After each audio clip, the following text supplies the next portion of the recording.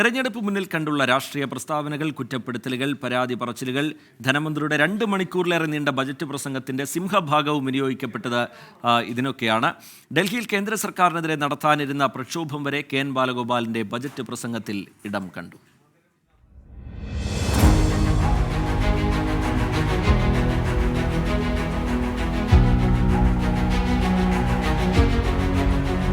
Sir, ഇത് ജനങ്ങളെയാകെ ബാധിക്കുന്ന പ്രശ്നമാണെന്ന് കണ്ട് കേന്ദ്ര അവഗണനയ്ക്കെതിരെ സമരം ചെയ്യാൻ സ്വന്തം നിലയ്ക്കാണെങ്കിലും പ്രതിപക്ഷവും തയ്യാറാകണം എന്ന് അഭ്യർത്ഥിക്കുകയാണ്. കേന്ദ്ര അവഗണനയെപ്പറ്റിയുള്ള വിലാപങ്ങളും രാഷ്ട്രീയ പ്രസ്താവനകളും കൊണ്ട് സമൃദ്ധമായ സംസ്ഥാന ബജറ്റ് പ്രസംഗം തെരഞ്ഞെടുപ്പ് ലക്ഷ്യം കണ്ടുള്ള രാഷ്ട്രീയ പ്രസംഗമായി പലയിടത്തും മാറി. മുടിഞ്ഞുപോയ നാടെന്ന് വിശേഷിപ്പിക്കുന്ന കേരള വിരുദ്ധരെ വല്ലാതെ നിരാശപ്പെടുത്തുന്ന നേട്ടങ്ങളാണ് ഈ നാട് കൈവരിച്ചത് എന്ന് പറഞ്ഞുകൊണ്ടാണ് ധനമന്ത്രി കെ.എൻ. ബാലഗോപാലിന്റെ പ്രസംഗത്തിന്റെ തുടക്കം. കേരളത്തിൻ്റെ സ്ഥാനം ഇന്ത്യൻ സംസ്ഥാനങ്ങൾക്കിടയിൽ മുൻനിരയിലാണ്. കേരളത്തെ മുടിഞ്ഞുപോയ നാടെന്ന് ചിത്രീകരിക്കുന്ന കേരള വിരുദ്ധരെ അഗാധമായി നിരാശപ്പെടുത്തുന്ന നേട്ടങ്ങളാണ് ഈ നാട് കൈവരിച്ചുകൊണ്ടിരിക്കുന്നത്. പശ്ചാത്തല സൗകര്യ വികസനത്തിന്റെ മെല്ലെപ്പോക്കും ആഭ്യന്തര ഉൽപാദന വളർച്ച മെച്ചപ്പെടുത്തുന്നതിലും പിണറായി സർക്കാരിന്റെ പ്രവർത്തനങ്ങൾ എങ്ങനെ ഗുണം ചെയ്തുവെന്ന് വിശദീകരിക്കാനാണ് പിന്നീട് കെ.എൻ. ബാലഗോപാൽ ശ്രമിച്ചത്. 10 വർഷം മുമ്പ് സ്വപ്നം കാണാൻ പോലും കഴിയാതിരുന്ന കാര്യങ്ങളാണ് പിണറായി സർക്കാർ അധികാരത്തിലെത്തിയ ശേഷം സംഭവിക്കുന്നതെന്നും മുഖ്യമന്ത്രിക്ക് നേരെയുണ്ടായ വിമർശനവും അസഭ്യവർഷവും അസഹിഷ്ണുത മൂലമെന്നും പറഞ്ഞുവെച്ചു ധനമന്ത്രി. 10 വർഷം മുമ്പ് നമുക്ക് സ്വപ്നം കാണാൻ പോലും കഴിയാതിരുന്ന കാര്യങ്ങളാണ് പിണറായി സർക്കാർ അധികാരത്തിലെത്തിയതിനു ശേഷം സംഭവിച്ചുകൊണ്ടിരിക്കുന്നത്.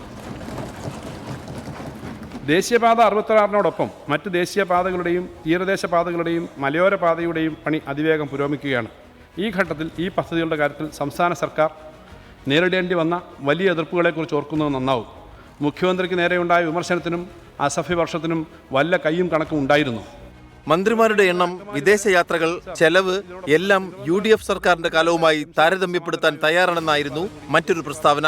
കേരയിൽ പദ്ധതി നടപ്പിലാക്കുന്നതിനുള്ള നടപടികളും നവകേരള യാത്രയും നവകേരള സൃഷ്ടിയുമായിരുന്നു പ്രസംഗത്തിലെ മറ്റ് രാഷ്ട്രീയ ഹൈലൈറ്റുകൾ.